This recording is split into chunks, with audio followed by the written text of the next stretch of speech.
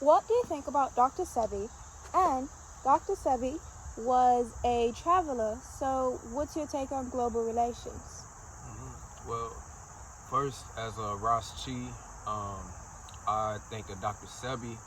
I'm a meditator, so I would be like a meditative version of Dr. Sebi. When I say that, I mean there's certain knowledge that Dr. Sebi gave to the world, gave to all of us, and it was big on alkaline. That's one thing I definitely take away from Dr. Sebi was the knowledge of alkaline. I was aware of alkaline, acidic, 7 and plus is alkaline, or 7 is neutral, but below 7 is acidic. But as far as the Ras Chi meditation, all of these greens around me, all of the leaves, all of the plants, as Dr. Sebi communicated to us, we know that that's all alkaline. We know that anytime that we eat greens, we know that the plants, the leaves, are alkaline, right? And so what I would add to that, I would definitely be somebody who's in Dr. Sebi's corner, in Dr. Sebi's team on the meditative side, because there's important knowledge, and that is that our internal body, our tissues are acidic, or the internal meat on the inside is very acidic. And so there's certain knowledge that our people should get, the fact that when you eat a lot of meat, you're in an imbalance. If I'm already acidic on the inside, which humans are acidic on the inside, and then you're adding more meat to that, more acidic meat to that, that's creating an imbalance, and it's throwing off a whole bunch of chemicals within.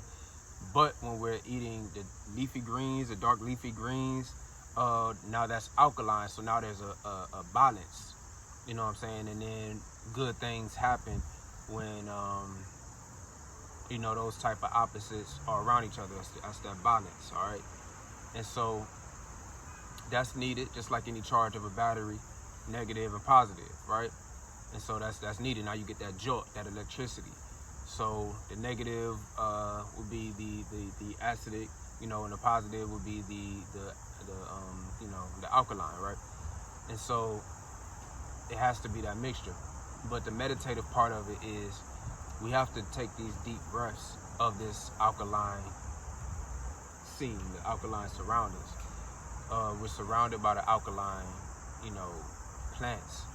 They're giving off oxygen. These alkaline leaves, these alkaline plants are emitting alkalineness, alkaline oxygen. So oxygen is alkaline. So we're supposed to be taking these deep breaths, especially around this alkaline nature. And then that's when, we're giving our internal system even more alkaline substance. So, this is a part of the Ras Chi genre right here when we're breaking down the science just like that. And, definitely come out in nature, be in nature, take deep breaths, surrounded by nature, and get that alkaline breath, get that alkaline deep breath. Now, second, you asked, what do I think about global relations? And I feel like it's real important when I hear the Rastas talk about liberation in Jamaica. I know not all Jamaicans are Rastas, but I think it's good to find where our commonalities with people who want to make a change in the world are, and connect with them, super connect with them, build and grow, and build, with people who have the mental capacity to build structures. I think it's overdue, but it's definitely due time for that right now.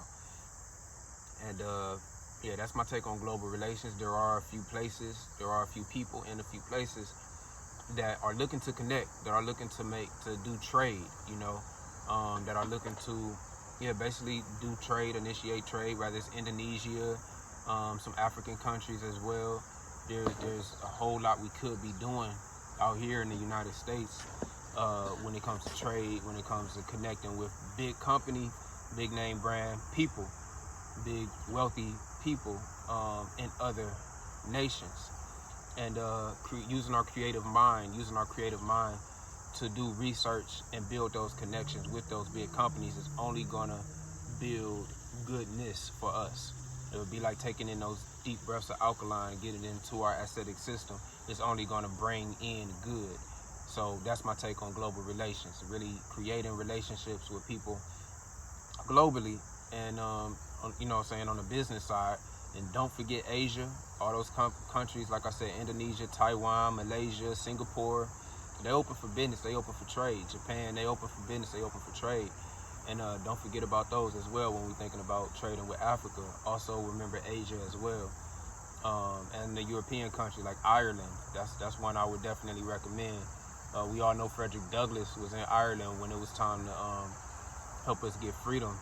And so, you know, Ireland is definitely, they've been proved themselves in certain ways overseas. So it would definitely suffice for us to speak more and grow more and put our antennas up to what Ireland has been saying, you know what I'm saying, over time and still today, certain positions that they stand on. So yeah, global relations is an interesting topic. I wouldn't forget about Morocco, you know what I'm saying, the North African countries as well, Mali, you know, Nairobi is a great one. But yeah, we should start building those structures, reaching out to those millionaires in other countries and seeing what's going on. What can we do, you know, to economically uplift the country inside of Africa, especially. So it's possible. We just gotta put our mind to it, meditate on it, think deeply on it, contemplate on it, pray about it, and see how we can, you know what I'm saying, flow in business and just rise. That's what's gonna happen when we do that. So that's my take.